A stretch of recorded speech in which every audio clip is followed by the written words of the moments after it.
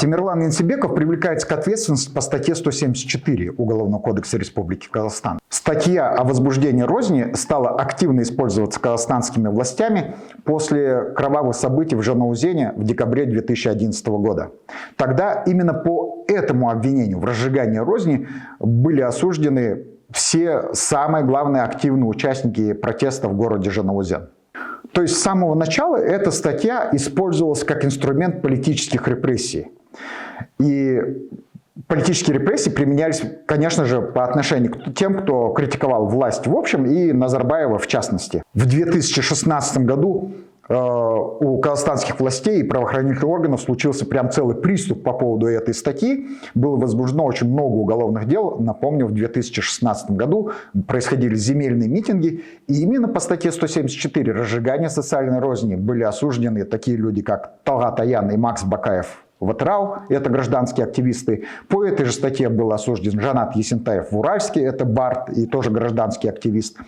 По этой же статье в 2016 году были осуждены Ермек Нарымбай и Серикжан Мамбеталин в городе Алматы. То есть статья использовалась строго по одному четкому предназначению – давить всех несогласных. Этот список людей, которых осудили по этой статье, можно продолжать очень долго. Я вам расскажу про самый абсурдный пример применения этой статьи. В 2016 году в городе Ахтубе был осужден местный житель Санат Досов. Его осудили по этой статье «Разжигание социальной розни» за критику президента Российской Федерации Владимира Путина. В частности, поводом для возбуждения уголовного дела послужили две публикации Саната Досова в социальной сети Facebook. В первой публикации Санат Досов написал о том, что Путин разваливает страну. Ну, кто же с этим не согласится сейчас, да? А во второй публикации Санат Досов призвал россиян, он обращался к россиянам и говорил, что нужно остановить фашизм на своей земле.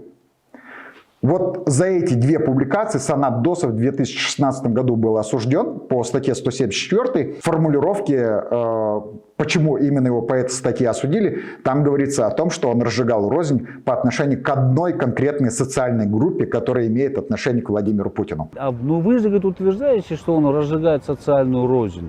Она молчит, говорит.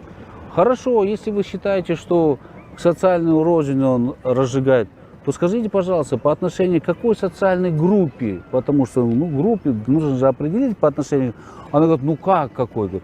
Ну, конечно же, говорит, к социальной группе Владимира Владимировича Путина. Мы там чуть не упали. Эксперт Комитета национальной безопасности, Центр Алматы дает заключение.